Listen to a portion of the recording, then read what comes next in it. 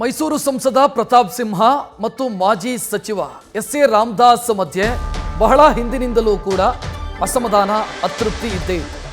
ಆದರೆ ಇವತ್ತು ಆ ಅಸಮಾಧಾನವನ್ನು ಮರೆತು ಇಬ್ಬರೂ ಕೂಡ ಒಂದಾಗಿದ್ದಾರೆ. ಬಿಜೆಪಿ ಸಂವಾದದಲ್ಲಿ ರಾಮದಾಸ್ ಮತ್ತು ಪ್ರತಾಪ್ ಸಿಂಹ ಮುಖಾಮುಖಿಯಾದರು.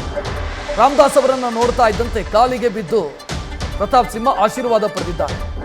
ಪ್ರತಾಪ್ ಸಿಂಹ ಬೆನ್ನು ತಟ್ಟಿ ನಗೆ ಬೀರಿದ್ದಾರೆ ಎಸ್ ಎ ರಾಮದಾಸ್. ಆ ಮೂಲಕ ಬಹಳ ಕಾಲದಿಂದ ಇದ್ದಂಥ ಆ ಟಗಪ್ವಾರ್ ಏನಿದೆ, ಹಗ್ಗ ಜಗ್ಗಾಟ ಏನು ಇಬ್ಬರ ಮಧ್ಯೆ ನಡೀತಾ ಇತ್ತು, ಅದಕ್ಕೆ ಬ್ರೇಕ್ ಹಾಕುವಂತ ಪ್ರಯತ್ನಗಳಾಗಿದೆ.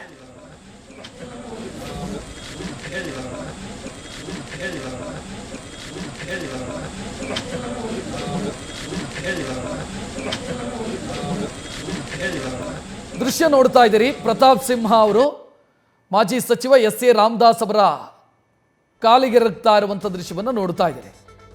ಸರ್ಕಾರ ಈ ಹಿಂದೆ ಬಿಜೆಪಿ ಸರ್ಕಾರ ಇದ್ದ ದಿನದಿಂದಲೂ ಕೂಡ ಇಬ್ಬರ ಮಧ್ಯೆ ಒಂದು ಮುಸುಕಿನ ಗುದ್ದಾಟ ನಡೀತಾನೆ ಇತ್ತು.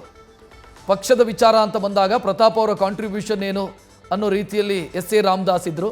ಅವರು ಪಕ್ಷಕ್ಕೇನು ಮಾಡಿಲ್ಲ, ಸಂಸದರಾಗಿ ಕೆಲಸ ಮಾಡಿದ್ದಾರೆ ವಿನಃ ಪಕ್ಷ ಕಟ್ಟುವಲ್ಲಿ ಪ್ರತಾಪ್ ಸಿಂಹ ಅವರ ಕಾಂಟ್ರಿಬ್ಯೂಷನ್ ಏನಿಲ್ಲ ಅನ್ನೋ ವಿಚಾರ ಎಲ್ಲ ಪ್ರಸ್ತಾಪ ಆಗಿತ್ತು. ಇನ್ನು ರಾಮದಾಸ್ ಅವರ ಕ್ಷೇತ್ರದಲ್ಲಿ ಈ ಹಿಂದೆ ಒಂದು ಅಭಿವೃದ್ಧಿ ಕಾಮಗಾರಿ ನಡೆದಂಥ ಸಂದರ್ಭದಲ್ಲಿ ಪ್ರತಾಪ್ ಸಿಂಹ ಅವರು ಅದರ ವಿರುದ್ಧ ಮಾತನಾಡಿದರು. ಸೊ ಇದೆಲ್ಲವೂ ಕೂಡ ಅವರಿಬ್ಬರ ಮುಸುಕಿನ ಗುದ್ದಾಟಕ್ಕೆ ಕಾರಣ ಆಗಿತ್ತು. ಆದರೆ ಇವತ್ತು ಪ್ರತಾಪ್ ಸಿಂಹ ಅವರಿಗೆ ಟಿಕೆಟ್ ನಿರಾಕರಿಸಲ್ಪಟ್ಟಿದೆ. ಅವರ ಬದಲಾಗಿ ಯದುವೀರ್ ಅವರು ಕಣಕ್ಕಿಳಿತಾ ಇದ್ದಾರೆ. ಇವತ್ತು ಪ್ರತಾಪ್ ಸಿಂಹ ಅವರು ಬಂದಾಗ ಎಸ್ ಎ ರಾಮದಾಸ್ ಅವರ ಕಾಲಿಗೆ ಬಿದ್ದಿದ್ದಾರೆ, ನೋಡ್ತಾ ಇದ್ದೀರಿ. ನ್ಯೂಸ್ ಫಸ್ಟ್ ನಿರ್ಭೀತಿಯಿಂದ ನಿಮ್ಮ ಪರವಾಗಿ.